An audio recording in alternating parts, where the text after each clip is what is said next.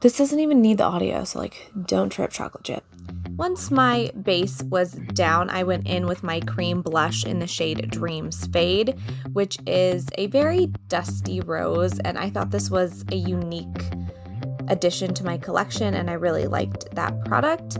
Then I went in with some setting powder just to set my face after using all the cream products. Here you see the powder blush that I got from Notoriously Morbid in the shade True Sorrow. It looks very deep in the pan, but it blends out a lot more sheer on the face with the little work. Then I went in with the loose eyeshadow powder called Love is the Old Slaughterer, and it's a gorgeous terracotta shade, and it blended out like a dream. It was so buttery and easy to work with. Then I went into the Morbid Moments palette and picked up the brown shade called Gunslinger. And all of the shades in this palette are shimmer shades, but when I used the brush, at least for this brown shade, it kind of looked like a satin, and I really liked the appearance of that for an outer V shade.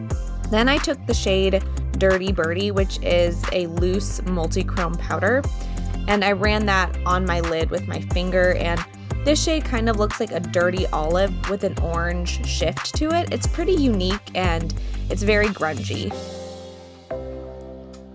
Then I went in with the yellow shade from the palette called Beginning's End, and I think this was my favorite shade that I worked with. It was just so vibrant and really pretty. It was just so reflective, and I always love that in a shimmer shadow.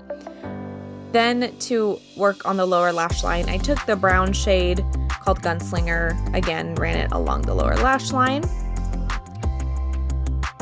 I got a really cool lip product from Notoriously Morbid, and it's like this kind of brown matte, well, it's like kind of like a matte metallic lip, and I really enjoyed this product. I think this was one of the favorite things I got in my advent calendar.